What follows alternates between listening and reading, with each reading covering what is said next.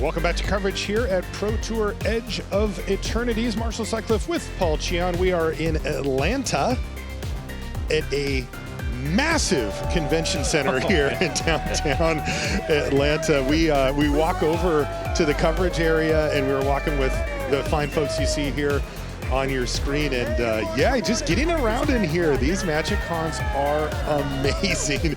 They're multi-floors, and each of the floors is like, I think I can see the other wall maybe type situation. It's a real thing here, Friday, Saturday, and Sunday at the Magic Con. But for us, we are in the feature match area. We are here for the Pro Tour. We're here for people that love high-level competitive Magic. That's what Paul and I love. And if you love it too, you're in for a treat because we've got a whole weekend of Pro Tour action here. We have started off with the draft. If you're just joining us, we just watched Ken Yukuhiro draft his day one deck here. He drafted a blue-black aggressive tempo deck, which is not the typical deck there, but it is an archetype that is supported in the format, so we get a chance to see that. And yeah, we're going to see how the champ does in his opening round. Take a look at his opponent here as well. Max Medeiros, you can see, started playing in 2012 and doesn't have the resume that Ken Yukuhiro has. Not many do. No. Pro Tour champ, 8 top finishes, and taking a look at his deck here, really solid deck, especially for a PT draft here. You have unconditional kind of removal for anything that your opponent can throw at you, and some ways to generate card advantage yourself. And then, of course, also some cards to play at the top end of your mana curve. You know, Comet Crawler, you know, maybe you're going to be looking at that card and go, okay, well, you know, maybe that's a filler card. You know, certainly it's the 24th card in Ken's deck, but still overall very solid deck here for Ken Yukuhiro. Let's take a look at what Max has drafted. We haven't got a chance to see the other ones. Ooh, Gruul, not a popular color pair, but it does have a ramp element that allows you to splash, and you see Lumen class Frigate and Banishing Light on the splash. And then this is the more typical big stuff deck here. You see, look at the 7s over there, the Nebula Dragon, there's Fungal Colossus and Lashwood Predator, which both can become cheaper, and then there's the Pinnacle Kill Ship that has become a staple common for the ramp deck. I mean, this is a very solid Nova deck. Hellkite. The Nova Hellkite. You called that. Double Harmonious Grove Strider. So a lot of good stuff at the top end of the mana curve and very powerful splashes. The only concern here is, can Max maybe get run over a little bit? Absolutely. You know, he's got a lot of top end, but you're only looking at 4 2-mana creatures that you can play and only 2 3-mana cards. So, you know, against Ken's deck, right, if it gets to the late game, I do like Max's side here, but if Ken's on the play and has all those tempo elements that his deck's very capable of, I can see Ken just running away with it. This matchup looks really bad for Max. The one way that you beat these more fragile tempo-ish decks that require attacking is to kill their good threats. That's the key. If you can just, you know, they play an Infiltrator, you kill it. They play their next threat, you kill it, and then they just have like 1/1s or whatever left over. That'll actually buy you the time. But look at the removal from Max. He doesn't have very much. His removal is Nebula Dragon and Pinnacle Kill Ship. And he has one splashed Banishing Light. Like, that's tough. And that's not coming into play turn 3 all that often. No way. You're getting the planes off of a lander, so that Banishing Light is a turn 5 or 6 play. Yeah, if I'm Max, I would be very concerned about this matchup. Now, if he can find some way to make the game go long, okay, yeah, but we're in business. There's no counter power spells for Ken. Like, he can start playing those 7 drops. Looks like Ken is on the play here. Paul, you also mentioned that it's always important, but particularly in a deck like this, it can be very important. Yeah, look at this, the turn 2 whale, but he does have both of the Ilvoy Infiltrators here. Oh, boy. So if he can set up a really nice draw here with the whale, that would be very strong. And he's going to finish his Surveil 2 here. Requiem Monolith to the bin, which is interesting because you do have some creatures that you can actually use the Monolith on. And here it is, the Infiltrator on 3 for Ken. Max still setting up his mana on the other side, but if this thing gets to start going off, it's going to be over very quickly. Yeah, especially if Ken can find Thauberer. Yeah, some interact spell. Don't want the 7-drop here. Yeah, not quite yet. So double spell equals a card drawn or a removal spell that's not Embrace Oblivion. So, yeah, and Ken is lacking the blue source necessary here. He can double spell here. He's got a 2-for-1 himself. He has a 2-for-1 himself to do it. Yeah, he's got the Gale Blade and the Embrace Oblivion. That does make it so Max can't attack him back. And you're getting the card back from the Infiltrator. Yes. So it's kind of like a 2-for-2 if you think about it, right? It is. So the you're getting other option he could do is just set up, just not do anything this turn and just play the other Infiltrator and set up for next turn. Right. Because, I mean, come on, if you're drawing 2 extra cards a turn, forget about it. Yeah, absolutely. And it's not unreasonable to think that if Max had an answer for the Infiltrator, he may have done that rather than play the Thawbringer. I think Max might have had a Melchstrider's Resolve, and that's going to be really strong here, right? He does. Ken is completely tapped out. You play the Melchstrider's Resolve, get one of the Infiltrators off the battlefield, and you can just attack for 4 here if you need. Got to do it. Absolutely have to do it. Unless there, okay, there's a 2-mana play here too. I guess he's going to give it Death Touch first. Sure. Oh, sure. Yeah, and it has an extra blocker here. So this is a really great turn here for Max. Yeah, this is going to allow him to attack. Oh, yeah, sorry. Hey, 4 is a lot. Yeah. That is a Cryo Shatter, it seems. So Ken really needed to find kind of a second blue source to be able to get the double spell stuff going. Yeah. And he just hasn't been able to. So now, I mean, I'm loving Max's side here. Look, he has 4 different land types in play, by the way, with a Fungal Colossus. That's a 3-mana 5/5. So he's going to go for the Cryo Shatter attack. So Max can block. He will lose his creature, but he will prevent the card draw from Ken. So Max has to think, you know, am I doing anything else with this down the line? And he decides, no, I'm just going to keep you from getting a card. Yeah. Especially because Ken missed his land drop, right? So you just don't want him to kind of unlock his hand there. I'll attack you for 4. You go to 12? Yep. And we just slammed the I think he's Grove just going to say, Strider. I have 9 power, so what do you think? 5/5 Ward 2. This is going to be really tough here for Ken. That was a big island for him because he does have the answer, right? He can go with the Gale Blade and Embrace Oblivion and still pay the 2. He can. Likely, I mean, given that he's at 12 life, probably needs to do that, yes. Yeah, this will also get him a card back, as we mentioned. Destroy? It is Destroy. Yeah. Well, oh, he was thinking it might be Exile. Exile, yeah. So Ken's hanging in there, but his life total is dropping. I know. I mean, he's going to take 4 here, and then Max is going to play a 3-mana 5/5. Also has a Melded Moxide to just like try to find more action here too. It's just a lot. When you're on the back foot, these kind of tempo decks, that's where they really struggle.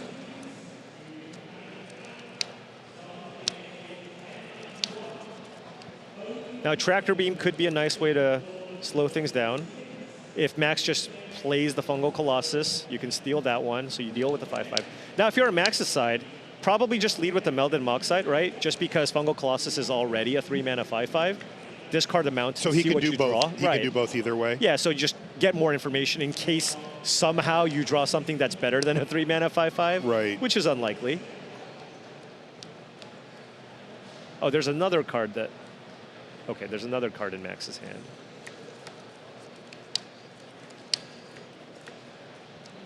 Oh, Tannock. He's got Tannock, Steadfast Second. Oh, now, so I see. So now we're wondering if we should just play a Tannock here instead. Yep. And then the Moxide gets worse. You may not even want to do it. Right. But it does set up for a kill next turn as Ken drops down to 8. It's a little bit, yeah. Like it's a little bit interesting. I'm wondering if I think playing a 5/5 is probably better. Like, just play the 5/5 and discard the Mountain, right? You just have a better board and you just have a little more information, right? It's also a lethal board. Right. I mean, this does technically make a lethal board, assuming that everything's still there. Yeah. Because you can have the hasty Fungal Colossus next turn. Ooh, there's an... We talked about this, you Paul. can warp stuff in now, but Ken doesn't have red mana, so... But he did steal the Tannock here. Yeah, imagine if he found an But he Embrace will, Oblivion. his guys will get haste, though, right? Right. Static abilities, baby. By the way, this Thawbringer is going the distance. Oh, it is doing a lot. It has of done damage 16 damage this game. So another 4-mana play. What do we find? Also, Ken has drawn a lot of extra cards. Yeah. You see, he left that swamp on tap, by the way. Right. He really wanted to find his a second copy yeah. of Embrace Oblivion there. And I like this here, playing the Cav Landseeker, because that is a lethal menace creature. It's effectively playing 2 creatures. 2 cards. Yes. 2 cards left. Comet Okay. Crawler Yeah. and the Titan. Comet Crawler plus Titan is probably the play here. At this point, you can just keep the 2 back. With the Infiltrator? You could, because you'll gain the life if you block with the Crawler, but if it were to die, if it were to you die, that's are just to it. die. Right. So it's a big decision about, you know, does he feel that he has the tools in hand at this point, or does he feel desperation enough that he would need to get that extra card at the risk of straight up losing the game to any removal spell? Right. I'm curious to see what Ken does. Oh, it does have haste. Yeah. Okay. I forgot. I just said it, and I already forgot. So he's going to get in for 4 with lifelink. All right. That helps swing things around. Now you're And then play a 4/4. probably setting up a chump block here with... Or just a trade. I mean, I guess you're at 8 now, so you don't... Yeah, you can even just block the Thawbringer here if you don't want to lose your Infiltrator.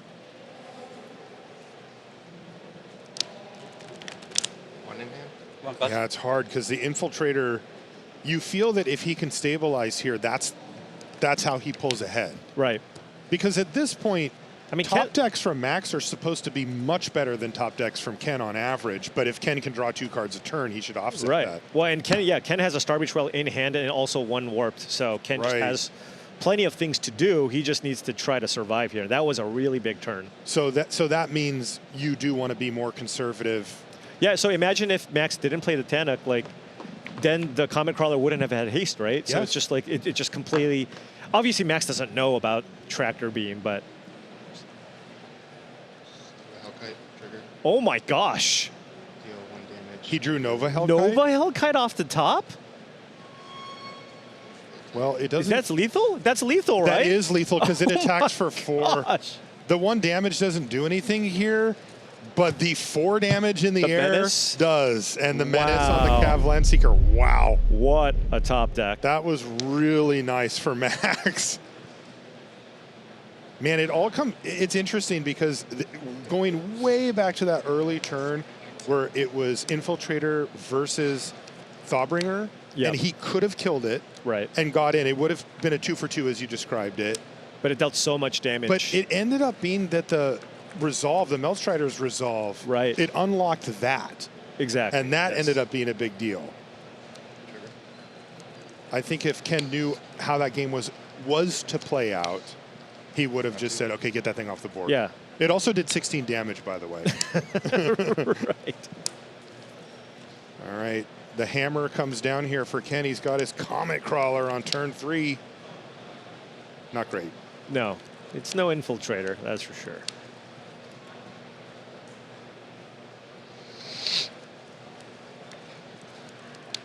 You see the melded Moxite there from Max on turn 2. As Paul noted, when we looked at the lists, he doesn't actually have that many 2-drop creatures, and they're not very good. Right, and I mean, take a look here, too. Does Max even have something he can do turn 3? Is he just going to make a 2-2? Make a 2-2. That's what it seems like. Oh, there is a Gigastorm Titan here now, so that was really strong, because now you're going to go Relic into 4/4. This is the good old-fashioned way. Then is he going to sack the Relic? No, he's not. 18, you're at 22. Keeping that around for now. And the reason why Ken's doing this, because for all of you value lovers, you're like, well, I'm just going to sack the Relic right away. Ken wants to be able to attack again with the Comet Crawler. And right now, there's no blockers, right? So if Max follows this up with a 4 toughness creature, next turn you can attack and crack the Relic and get in for that second attack. Also, if I'm Max, I'm thinking that he might have Embrace Oblivion in hand as well and wants to have that around to sacrifice. Now, it turns out he doesn't, but, you know, that would be a consideration too. You don't want to sacrifice either of these creatures to Embrace, but the Cryogen Relic is one of the best things to sacrifice to it. I think Ken just wants to push damage now. There's a Grav Kill, I believe, in Ken's hand. There is. It's pretty tempting to just fire that off right away and just use that to get the Tannock out of the way. It is. You don't want to let the haste thing happen. Right. You also don't want to open up the Meltstrider's resolve. You kind of got punished for that game 1. And just 6 makes sense again. Go to 10-4. Plus, you know, Ken's deck is a tempo deck in the sense of like, get your creature out of the way, attack you. This damage adds up quickly. Yeah. And Max is already down to 12, and he's got certainly powerful cards here, but he can only deploy them kind of one at a time. This is a nice one for him. He got Galactic Wayfarer, and he does have the Meltstrider's Resolve, so he could do a little double spelling of his own. Yeah, so if he goes Wayfarer, he can get rid of the Comet Crawler, and he would have a 3/5 blocker for the Gigastorm Titan, which is perfect. Perfect. Yeah. And there's nothing really Ken can do for 1 black mana at instant speed in the Not at format. instant speed. No. This is what I was talking about before, where Ken needs his threats to stick to be able to make the game plan go.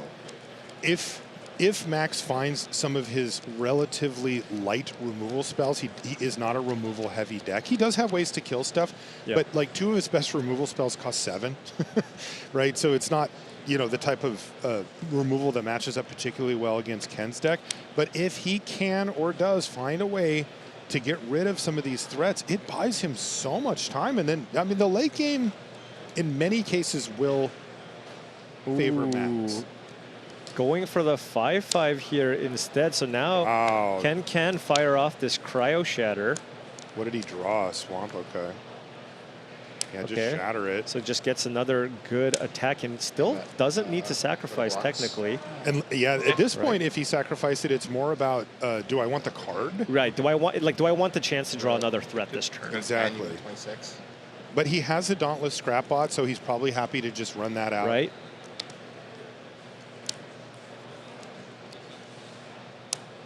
Yeah. I'm curious to see how this works out for Max. He went for maximum mana efficiency there by he got to tap 1 extra land versus the Wayfarer plus Resolve plan that we talked about.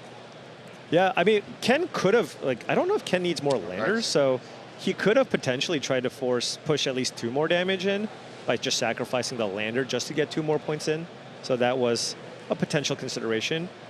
Okay, well, it's going to be Harmonious Grove Strider that actually picks up the Resolve, so that'll kill the biggest creature. That is huge. So now Ken is... He didn't have that before. No.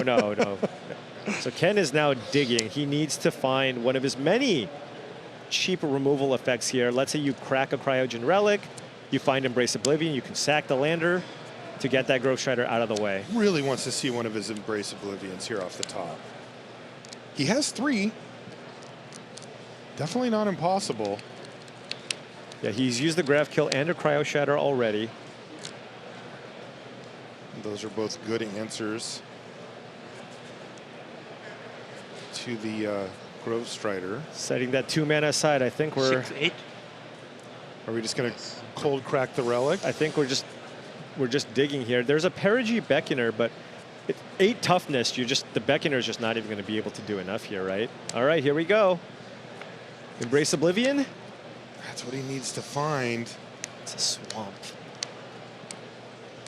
And you can see Ken realizing that this turn he is going to fall behind a bit. Yeah, now what can you do? Just play Swamp, Perigee Beckoner, and attack with the Scrapbot just to get a lander? Yeah, right? Or you could attack with the Crawler to get some life. Yeah, it's just there is no attack that can attack through the Harmonious Grove Strider here.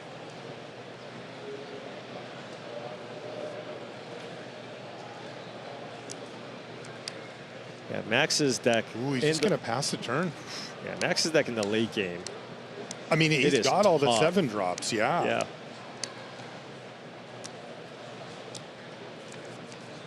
Wow. Look at that hand. Just all beef. Holy smokes. And with 6 mana, you can just play 2 creatures this turn to just make it so even if Ken finds an answer for the Grove Strider, he'll still be okay. He'll still have some blockers available here.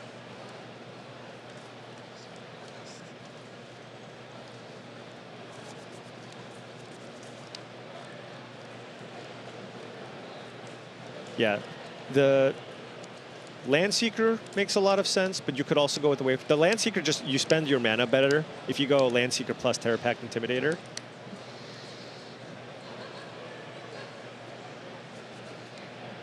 I never want to give my opponent landers. lander. Oh, okay. But here's the spot to do it. Ken has a game plan here. He's like, look, I don't care about, like, if you spend your time to crack landers. When you're already on 6. That gives me a chance. Yes. To try to push through damage. That's right. Also, it means that the Intimidator doesn't profitably block like the Comet Crawler. Right. I mean, Ken's still really looking just for an Embrace Oblivion here. He needs to get that Grove Strider off the board to make any reasonable attack next turn. It looks like he's considering cracking the lander, but he kind of needs it. For the Embrace Oblivion. Yeah, like he's planning on drawing, but there's one on the bottom of his library, by the way. Thinning out the deck here. It's always the question, right? Like, what do you do? Now, remember, he does have a Perigee Beckoner, so maybe he's thinking, look, if I draw Embrace Oblivion, I can warp in the Beckoner, target my Scrap Bot, and then sacrifice that. That's right. And said he found another land. Remember, Ken's on 16 lands in his library, too. He actually shaved a land because his curve is quite low. Wow. That's the Drix Fate Maker now for Max. And we might see Max actually just go for an attack here, potentially. Yeah, I mean, this is a massive attack. Huge. That thing has 11 damage coming in? Wow, and it's with Trample on the Grove Strider now? Right, yeah. More damage.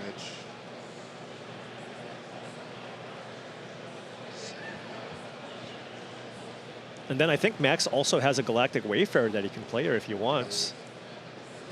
11. Yep. Wow. We go to Okay. 15. Yep.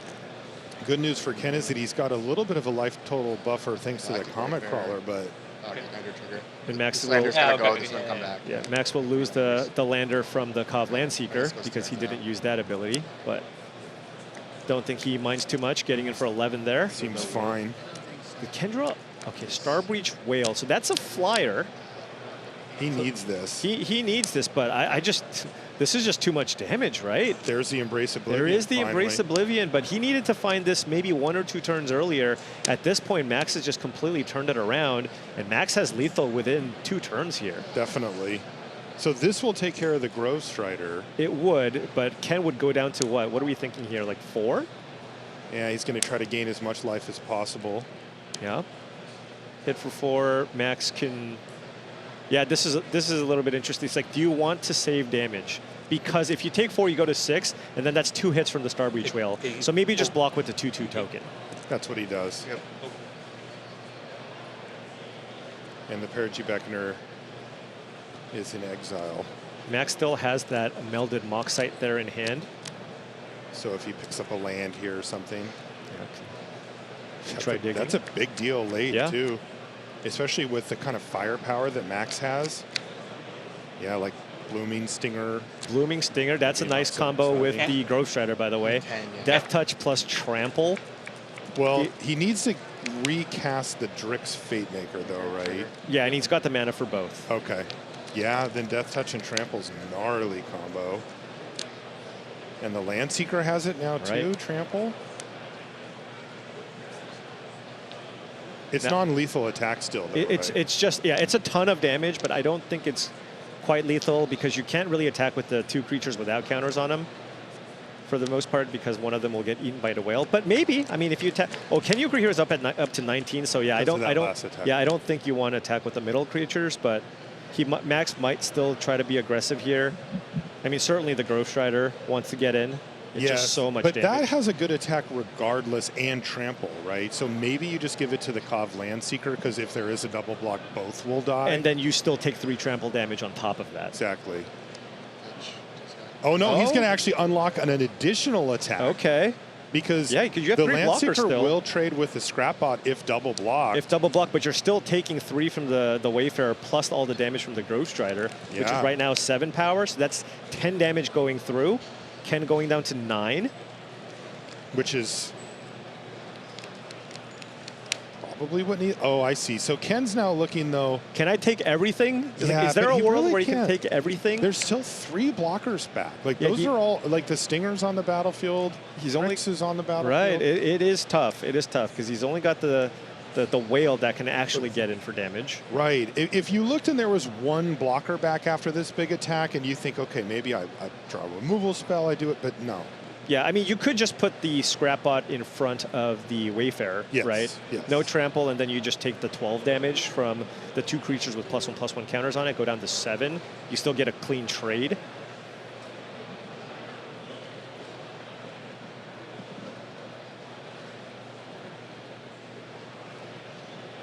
But there is no avenue to instant victory here, especially because we know that Embrace Oblivion is on top of Ken's deck, correct? It is. Finally. Yeah. It's where he wanted it most of this game, but only just now.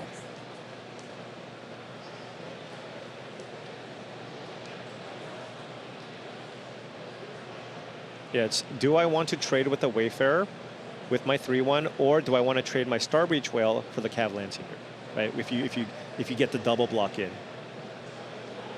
or do I take everything? Yeah, the everything plan just doesn't seem to add up just because there's no way you're going to be able to get Yeah. everything out of the way.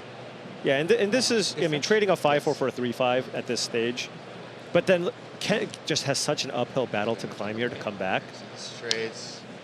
This does make it tight. This feels like it closes out most avenues. Right. Now Ken's just on the defensive, right? He's like, Fully. I'm just gonna hope that Perigee Beckoner can block everything, and you can kill the Harmonious Grove Strider, right? So now all of a sudden it's like you get the big creature off the battlefield, and you do have the biggest creature in play, That is true. and you gain 4 life here. So 4. It is interesting, though. What happens if Max blocks? I think Max 6. just takes it now because there's no flyer in play. So you Yeah. take the 4. Now you sack the Comet Crawler. Crawler. You kill the Harmonious Grove Strider. Or- You gained a bunch of life, and the only decent attack that Max has at this point is getting in with the Stinger, right? Yeah. All right, so now we're kind of just a stable board, except Max has the Melded Moxite. Right. He drew a And forest for the turn. He is out of gas. but But lots he's of top getting end. 2 cards here. Yes, and he's got a big top end on this list. Oh, are you kidding no. me? And it's going to kill the scrap bot, too? Oh, this is lethal? No, Ken's at 13. Never mind. Oh, this is brutal. Bro, that was Wow. it. Attack for 6. Ken had to watch him play Moxite, discard his last card, and now this is the result. Into the Hellkite. Whew. Wow. Hellkite ended game 1, and realistically, that's going to make it impossible here for Ken to come back. Yeah, it's good. Like he's just cold top decking here. That is warped though, right? So that should be That, exiled. that needs to go. Yeah. That is not a 3 mana. Can you Yeah, a 3 they- mana 4/5 flying haste? No, they need. So it's already. Yeah, good yeah, enough. okay. Yeah, there we He's go. like a little too. It's already really good. Desculpting blast. That's kind of interesting here. Yeah, it buys you a turn, but what Probably. you attack and you get the 1/1. And then you can chump block the dragon with it. Right. Wow.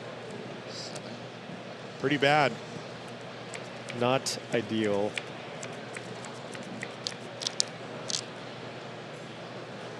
And Max doesn't have a ton of other options here, I think. I mean, he's got planes in hand. Probably maybe play the planes to play around the 2 mana counterspell, For the Hawkeye. just Yeah. in case. So he does play it out here.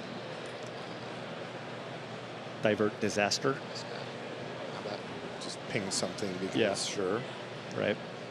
And at this point, do you just attack with the flyer? It kind of feels like an attack with a flyer or send the squad situation. No, he's Well, actually just going to Yeah. send in. The only issue with sending the squad is if somehow Ken survives, he has a lethal attack back. So you Oh, want you're to right. avoid that. And he does have 2 cards in hand. Yeah.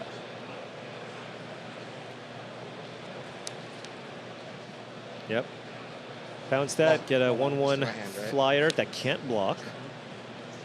Wow. Bouncing a Nova Hellkite, not where you want to be. Right. That Thopter will not be in play for long. It looks like Ken may not be in Wow, play okay. for long. Oh, What is he looking slow for? squeeze here to see what he found. What is the best draw here? Okay. Tractor Beam. Hey, Does that do anything here? if he doesn't die next turn, he can steal the Hellkite so He that it is- doesn't kill him. He is technically alive.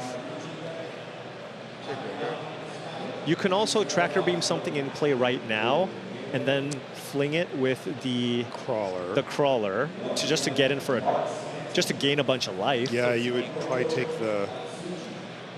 Well, you could take the Fate Maker, or you can take the Wayfarer. Right, one of the two. Wayfarer slightly better on board as it sits, but sometimes things get gnarly if plus and plus counters become a thing again. That Comet Crawler's in a lot of work just to keep Ken alive. Yeah. I'm not sure what to make of it. Yeah. Like, if it was a better card, this game might have been over by now. He had Possibly. the lead early, but it also has really kept him in this game. And it looks like Ken is looking to cast this now and gain 4 life here off the crawler. Does he just actually fling the token? Oh, like, well, it's just going to die anyway? Yeah, I mean, that's interesting. Yeah, that makes sense. You get in for 1 less damage this turn, but it will 100% die next turn. Right, so you get 1 extra thing to sack next turn if it comes to that. And Max now maybe, well, Max has to block because he's at 6 right now. 5. So probably wants to put the Fate Maker in front of the Comet Crawler, would be my guess. And then go to 2. Is he also looking to chump block the Perigee Beckoner? Stay at a high life Ken level? need him to? He's taking 4 in the air. He'll be at 9. Nova 2 on the Hellkite. ground. Nova Hellkite gets in for 4 in the air. Yeah. So it's not going to be lethal next turn. 6. Yeah, because I feel like it would be lethal though, right? If he keeps the Fate if Maker. if the 2/1 chumps the 4/5, yes, and you go to 2, and then you attack for 9, and he'll be at 9. Ken has a card in hand with 4 lands in play, so it's a little dicey. That's a little dicey. Yeah, I mean, we have perfect information, so for us, it's like, well, obviously you just chump with the 2/1 and you hit for 9 and GG, but. Yeah, I was more thinking just like, is that a viable line from Max's perspective? And it is. It is one of the choices you can take, but that doesn't mean it's the correct play. Right, because also, do you just feel you're ahead enough here where you don't need to take that risk? Look at this. He's actually even chump blocking here, thinking, recognize, look, my hand is incredible. 6, you're at 9. I don't want Ken to find some way out of this, and so I'm just going to protect my life total here. This is the most conservative line he could take, but he did lose a creature as a result. Yeah, because next turn you can play Thawbringer and also warp in the Hellkite, so you have an additional blocker, right? And you can also attack for 6 next turn. Still have a 4/2 back to block, but you're at 6 life, so you're not even concerned. Like, if Ken has a removal spell, you still don't die to the Beckoner. And if Ken plays something like a second Beckoner, you still have the 4/2 to block, so it won't be lethal. Does Max just want to hard cast both of his creatures here? Oh, he just sacked a lander to get the 8th land, so he's just doing both. Well, it's actually it's not, that is not 100% obvious. I know, because it leaves it on the battlefield. Because Embrace Oblivion exists. Right. And if you don't have anything else to do, let's say you draw land number 9. Right. If you draw land number 9, it's actually better to haste something in, play the 4/2 with Surveil, and also make a 2/2 off the Melded Moxite. Here, Max actually drew a 2-drop, so I think he's going to warp in the Hellkite and play the Thawbringer and the Tenderfoot. I like that. All right, 6 damage coming across. Ken Yukuhiro's going to drop down to just 3. There's another lethal threat with Thawbringer. Land goes away, and then there's another lethal threat with the Tenderfoot. He can dump 3 mana into it next turn. There's no way for Ken to get out of this, and Max Medeiros picks up the win against the champion. You know, I got to say, that matchup looked rough from Max's perspective, but both games, he was pretty cleanly able to get to that mid to late game where his deck really dominated. Yeah, I mean, I think Ken's main path to victory with his deck is to just have a really nice aggressive start, get some blockers out of the way, and try to win the game that way. And I think he also leans really heavily on the Infiltrator being played on turn 3. It does. Because when it's a Comet Crawler on turn 3, what do you get a blocker out of the way, and you're just hitting your opponent for 2. That doesn't do anything, right? Exactly. It just doesn't do enough. And in that particular game, you saw the late game power of the green deck with all the landers and the 5, 6, and 7 drops. And of course, we talked about it before. Like, Ken's deck is fine. He doesn't have any rares. Max, he's got a Nova Hellkite. That's right, and that one did serious work for him in both games 1 and 2. It was the card. that close things out. That's going to do it for round 1 coverage here from Atlanta. We're going to take a short break. When we come back, we'll be setting up round 2 at the news desk. Don't leave there.